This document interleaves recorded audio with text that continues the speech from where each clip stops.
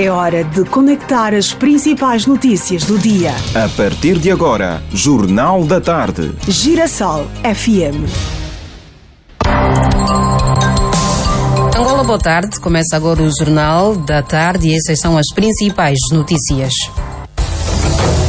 A Inspeção-Geral do Trabalho detectou mais de 10 mil infrações durante a Operação Trabalho Digno. O setor do comércio representa a maior parte. Do desporto, Plano Desporto 2024-2027, aprovado pela Comissão para a Política Social. Lá fora, o presidente sul-coreano propôs a criação de um novo grupo de trabalho intercoreano para aliviar tensões com a Coreia do Norte. Está a acompanhar o Jornal da Tarde, edição de quinta-feira, 15 de agosto de 2024. Garante a técnica o José Chiputo. A edição é de Janete Meio-Dia e a apresentação de Fernanda Gonga. Estamos a apresentar Jornal da Tarde, aqui na Girassol FM. 12 horas e 1 minuto. Sua segurança, sua saúde e serviços. Agora, notícias de sociedade. Renovados votos de boa tarde, estimado ouvinte, 10.367 infrações foram detectadas durante a Operação Trabalho Digno, realizada pela Inspeção-Geral do Trabalho no período de julho a agosto em todo o país. O relatório apresentado nesta quinta-feira pelo Inspetor-Geral do Trabalho, Manuel Bolle, destaca que 66 instalações de trabalho em todo o território nacional foram suspensas temporariamente por apresentarem irregularidades nas condições de trabalho, estando assim a violar os direitos e garantias dos trabalhadores. No quadro das ações realizadas, foram constatadas infrações na ordem de 10.367, com maior incidência aqui para o setor do comércio, com um percentual de 45%, e 25% para o setor da indústria extrativa e 30% para a indústria transformadora. Segundo Manuel Bolle, no setor do comércio foram registradas a maior parte das infrações. Em função das infrações graves constatadas, sobretudo a inobservância das regras de segurança, higiene e saúde no trabalho, que colocavam em risco a vida, a saúde e a integridade física dos trabalhadores, foram tomadas algumas medidas que passo a citar. Durante a primeira fase da operação, a Inspeção-Geral do Trabalho suspendeu em todo o território nacional uma suspensão temporária, diga-se, 65 instalações de trabalho, essencialmente nos setores da indústria extrativa e transformadora, com maior realce para as províncias de Luanda, Benguela, Huila, Malange, Lunda Norte, Uís e Cunene. Outros sim, foram levantados 1.257 autos de notícia pela inobservância à legislação laboral em vigor na República de Angola. Manuel Bolle referiu que entre as principais infrações consta a falta de inscrição de trabalhadores na Segurança Social e cidadãos estrangeiros a trabalharem de forma ilegal. No domínio do Instituto Nacional de Segurança Social, constatou-se, entre outras, as seguintes infrações: a falta de inscrição de trabalhadores no Sistema de Proteção Social Obrigatória, a retenção indevida dos valores destinados ao Sistema de Proteção Social Obrigatória e também a falta de inscrição das empresas à Segurança Social. No domínio da Administração Geral Tributária, foram verificadas infrações relativamente à falta de declaração pública fiscal, ao não pagamento do imposto industrial, ao não pagamento do imposto sobre veículos motorizados e outros. No domínio dos serviços de imigração e estrangeiros, constatou-se o exercício de funções sem visto de trabalho, a detenção de cidadãos estrangeiros por falta da legalização da situação migratória, a apreensão de cartões de residentes por falta de comunicação de mudança de domicílio e outros. Ouvíamos o Inspetor-Geral do Trabalho, Manuel Bolle, que apresentava os resultados da Operação Trabalho Digno, que foi realizada em todo o território nacional pela Inspeção-Geral do Trabalho, e a segunda fase também foi hoje lançada e que vai arrancar a partir das 0 horas do dia 19 do corrente mês e vai estender-se até ao mês de setembro, abrangindo nesta altura as empresas do setor da construção civil e obras públicas. Nós seguimos. O Centro Africano de Controle e Prevenção de Doenças declarou emergência de saúde pública, o mais alto nível alerta relativamente ao Mpox, a epidemia do vírus Monkeypox, conhecido como varíola dos macacos, numa altura em que aumenta o surto em vários países africanos. A Organização Mundial da Saúde também declara a emergência de saúde pública global, mas para já não há necessidade de medidas adicionais para além das que têm vindo a ser recomendadas e que foram recentemente prolongadas por mais um ano. Cristovina Bunga.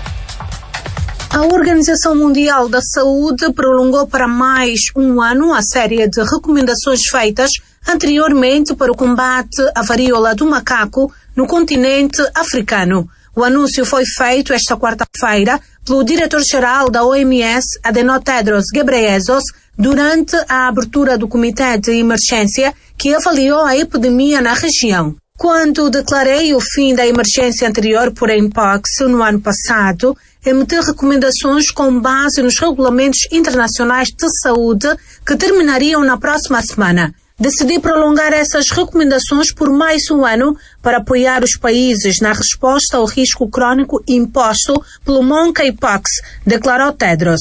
Os casos da doença vêm sendo registrados na República Democrática do Congo por mais de uma década, sendo que o número de novas infecções tem aumentado de forma consistente nos últimos tempos. Só neste ano já foram registrados mais de 14 mil casos de varíola do macaco e mais de 500 mortes, número maior comparado ao ano passado. Informações da OMS indicam que no mês de julho, cerca de 90 casos de infecções pela variante 1B foram reportados em países vizinhos à República Democrática do Congo e que nunca haviam registrado casos de Mpox, como Burundi, Quênia, Ruanda e Uganda. Entretanto, o CDC declarou o cenário de Mpox na região como emergência em saúde pública de segurança continental.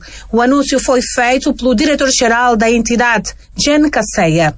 A agência anunciou ter autorizado $1 milhão do Fundo de Contingência da OMS para emergências em apoio à ampliação da resposta e planeia colocar mais valores ao dispor para acelerar a situação nos próximos dias.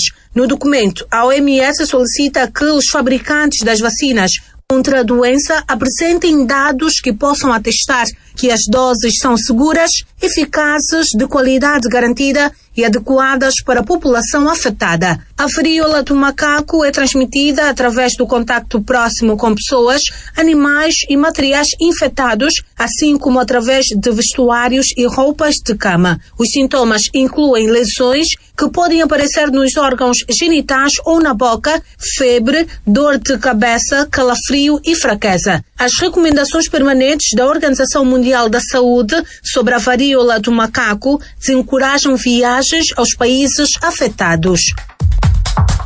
E ainda sobre o vírus da varíola do macaco, em entrevista ao Girassol Jornal na noite desta quarta-feira, o médico Domingos Cristóvão falou das formas de transmissão da doença. A varíola dos macacos é uma doença extremamente contagiosa. A transmissão é frequentemente por contacto e por contacto, sobretudo, com os animais. A população, sobretudo do centro da África, no concernente aos Grandes Lagos, e também, já vamos dizer, aqui em Angola, encontramos uma população que são muito, portanto, amantes da carne do animal selvagem. Estamos a falar dos macacos, dos roedores, como esquilos, jatcas e outros que acontecem normalmente, que são roedores. E eles são a fonte principal da infecção do vírus da varíola do macaco. Portanto, em contacto com a carne, em contacto com esses animais, os homens se infectam. E através da pele, contato direto, beijo, abraço, de uma pessoa que tem erupção cutânea, ou seja, aquelas manchas que aparecem na pele e que podem também ficar na roupa, nos talheres, outros utensílios, é transmitida de uma pessoa para outra. O médico também falou das formas de prevenir a doença e a sua propagação. temos que encomendar a vacina para que seja aplicado. Internamente, nós precisamos criar os mecanismos de prevenção. Quais? Portanto, isolamento para quem está com erupção não deve frequentar zonas de aglomerações populacionais. Mesmo aquelas com quem habita em casa deve isolar-se, não partilhar toalheiros, não partilhar roupas e não partilhar outros utensílios até que as erupções cutâneas tenham cessado. É importante dizer aqui que as erupções aparecem a partir do final da primeira semana, entre 1 e 2 semanas aparecem, e elas desaparecem no final de 4 semanas. Então, nesse período em que a pessoa está produzindo erupções, é altamente contagioso. É neste período que precisa ser evitado, tornar-se auto-isolamento, utilizar a máscara, lavagem frequente das mãos para evitar que a doença se transmita na sua família. Aqui o médico Domingos Cristóvão, em entrevista ao Girassol Jornal da Rede Girassol nesta quarta-feira, a falar sobre as formas de transmissão e também as formas de prevenção e propagação da doença. Nós seguimos. O comércio informal continua a ganhar contornos preocupantes. No município de Viana, a venda desordenada continua a ser a grande dor de cabeça. Os comerciantes usam as pedonais, berma da estrada e passeio para realizar as suas vendas. Mais detalhes com o jornalista Mandela Silva.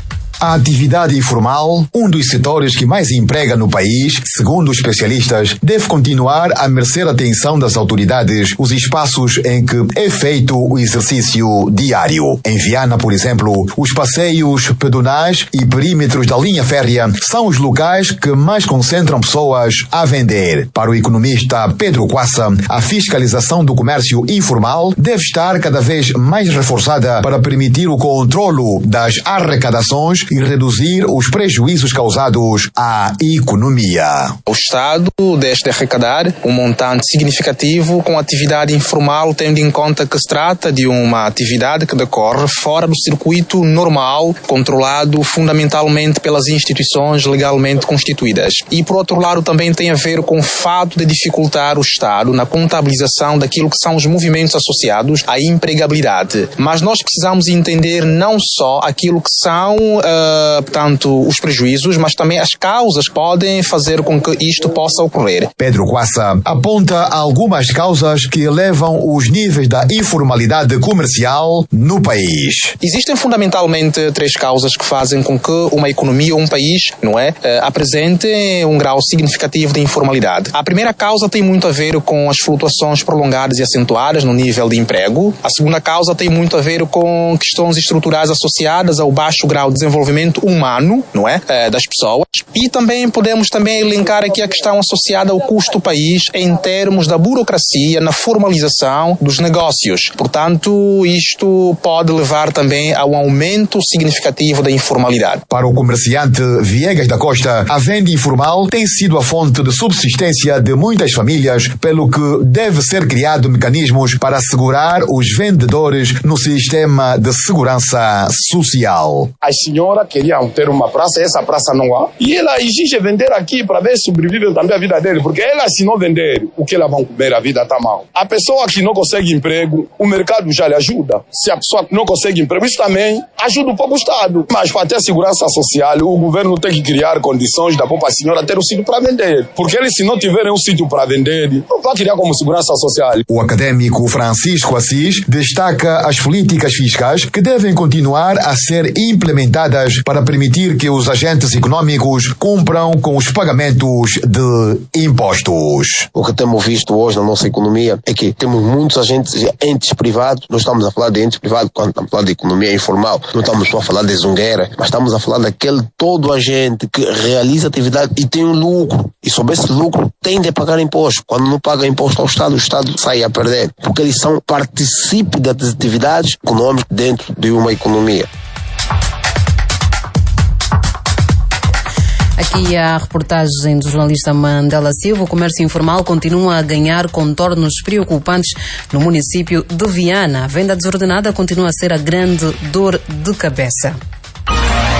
Agora, política de Angola e do mundo.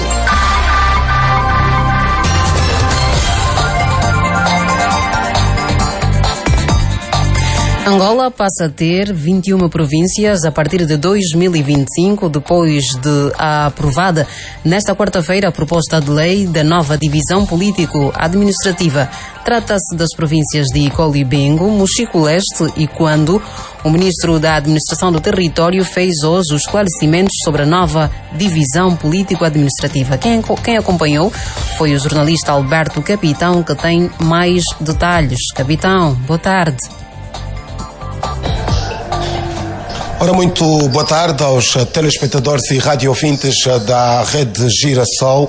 O ministro da Administração do Território, Dionísio da Fonseca, justificou que a nova divisão político-administrativa do país visa fundamentalmente levar os principais serviços a todos os angolanos. Como sabemos, foi aprovado ontem pela Assembleia Nacional. O país passa, a partir de janeiro, a contar com 3 novas províncias, nomeadamente Icolo-Bengo, que é parte dos municípios de Viana e de Cacoaco, e também vai abranger os municípios de Icolo-Bengo e da Kisama, aqui da província de Luanda. Surgiram também as províncias do Quando e a província do Mochico-Leste. Ora, questionado pela Rede Girassol sobre a questão orçamental e também os limites que dividem agora Luanda e a nova província do Icolo-Bengo, o ministro Dionísio da Fonseca disse que no próximo Orçamento Geral do Estado as 3 novas províncias já serão contempladas e falou detalhadamente sobre os limites geográficos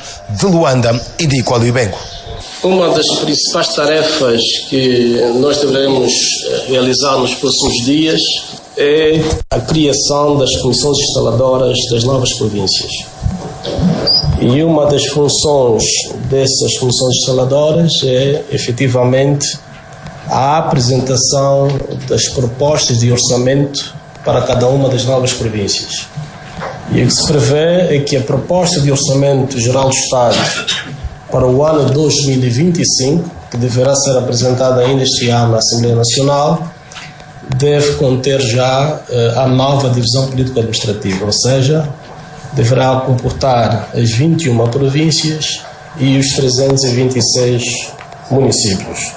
Paralelamente a isso, há um trabalho de natureza mais técnica, que é o da elaboração dos planos de desenvolvimento dessas províncias, assim como dos instrumentos de ordenamento do território para cada uma delas. Naturalmente que é destes instrumentos de ordenamento do território de que resultará depois a elaboração dos projetos de infraestruturas para, sobretudo, as sedes provinciais de cada uma delas, aí onde se revelar ainda necessário. Portanto, o Orçamento Geral do Estado de 2025 vai efetivamente salvaguardar os recursos necessários para a entrada em funcionamento desses novos entes territoriais.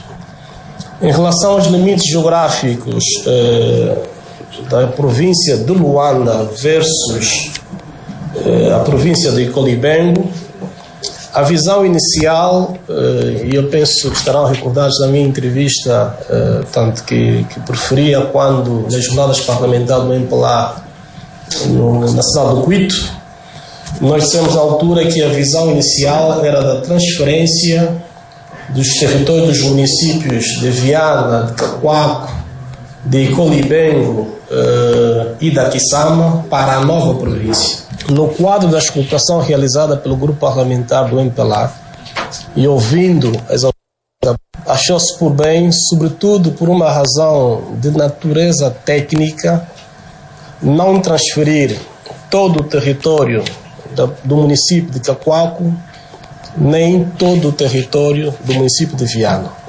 E o objetivo fundamental foi assegurar uma melhor clarificação da zona de fronteira entre as 2 novas províncias. Daí que optou-se por utilizar-se uma estrada nacional, ou melhor, 2 estradas nacionais, como o limite de fronteira entre a província de Luanda e a província do Icolo-Bengo. de referir que a província de Icolo-Ibengo vai ter a sua sede em Catete e que também a atual comuna de Caboledo vai manter-se como uma localidade de Icolo-Ibengo. No caso, vai agora estender ao município de Caboledo, mantendo-se na localidade da Quissama. É um assunto que vamos continuar a levar outros desenvolvimentos nos próximos espaços informativos da Rede Girassol. Boa tarde. Boa tarde, Alberto Capitão, e bom trabalho. E a propósito da nova divisão político-administrativa, em declarações à imprensa, o deputado pela UNITA, Faustino Mumbica, acusou o MPLA de estar a fugir à implementação das autarquias e reforçou a necessidade de descentralização do poder. Nós estamos a falar da lei que vai entrar em vigor a partir de 2025, janeiro, creio. E só nessa perspectiva fica claro que nós não teremos como viabilizar as autarquias no momento, porque há necessidade de se conformar os limites geográficos no âmbito da nova divisão político-administrativa. Nos últimos 50 anos, sensivelmente, nós temos estado a experimentar, o país tem estado a experimentar a centralização do poder, ou o modelo de governação centralizado, e os resultados dizem que é um modelo que o país precisa deixar de parte. E pelo MPLA, Esteves Hilários afirmou que a discussão sobre a implementação das autarquias foi introduzida pelo Partido dos Camaradas. A questão das autarquias na Constituição de 2010 entra para o debate político introduzida pelo MPLA. O MPLA não só é parte interessada, como está a preparar as suas estruturas para a realização das autarquias. Repetindo, uma coisa não inviabiliza a outra. O facto de nós termos uma divisão política administrativa, um aumento significativo do número de municípios, vai também propiciar um aumento significativo do número de autarquias. Esteves Hilários disse ainda que é importante que as partes do Parlamento dialoguem, colocando em primeiro sempre os interesses da nação. A implementação da nova divisão política administrativa vai ocorrer a partir de 2025, porque precisamos da aprovação do Orçamento Geral do Estado para o próximo ano. Quero fazer fé que o Executivo, na proposta de Orçamento Geral do Estado que apresentará à Assembleia Nacional, faça já, não é, constar as novas unidades orçamentais, que são os municípios que foram acrescidos.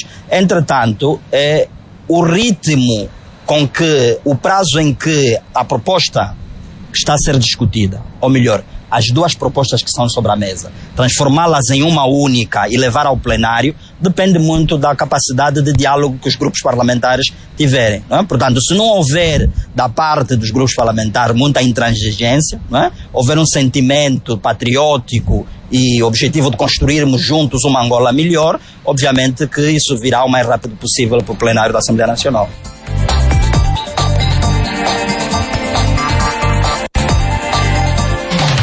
Seu dinheiro, mercado financeiro, negócios. Agora, notícias da economia. 12h23. Nós seguimos. A Ministra das Finanças assumiu nesta quarta-feira que o pagamento do salário da função pública poderá registrar atraso. Vera Daves de Souza, que falava aos jornalistas no final da quarta reunião ordinária da Comissão Econômica do Conselho de Ministros, esclareceu a informação. Chegou a hora dos destaques do desporto.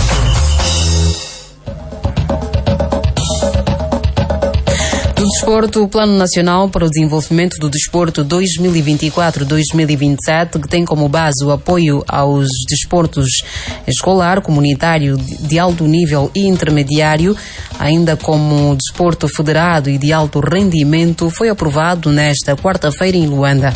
O documento aprovado durante a quarta reunião ordinária da Comissão para a Política Social do Conselho de Ministros, orientada pela Ministra de Estado para a Área Social, Maria Bragança, aponta que o Plano Nacional é um instrutivo diretivo para o setor, resultante do Encontro Nacional do Desporto, que mereceu igualmente contribuições e melhorias por parte de parceiros do Executivo. Outros destaques: a Académica de Luanda conquista a Taça de Angola em hóquei em patins e Mbappé marca na estreia do Real Madrid na conquista da Supertaça Europeia.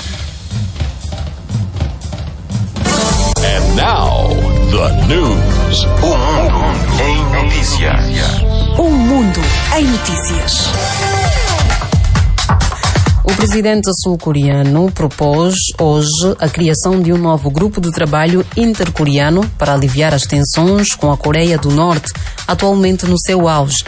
O presidente, que falava em um discurso que marcou o aniversário da rendição do Japão em 1945, que pôs fim à colonização japonesa da Península Coreana, disse que, enquanto a divisão persistir, a libertação interna vai permanecer incompleta.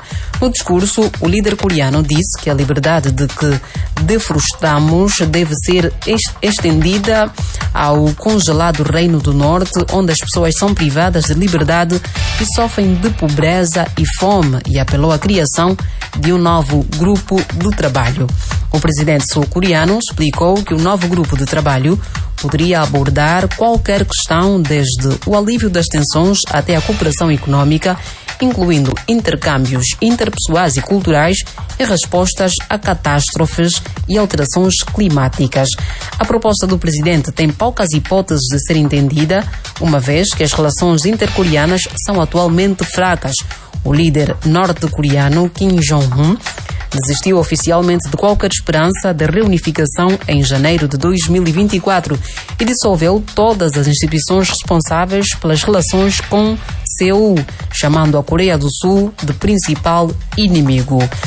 E é com os detalhes da atualidade internacional que colocamos um ponto final neste jornal. Recordo que foi destaque. A Inspeção-Geral do Trabalho detectou mais de 10 mil infrações durante a Operação Trabalho Digno. O setor do comércio representa a maior parte. Do desporto, o Plano de Desporto 2024-2027, aprovado pela Comissão para a Política Social. Lá fora, o presidente sul-coreano propõe novo grupo de trabalho intercoreano para aliviar tensões com a Coreia do Norte.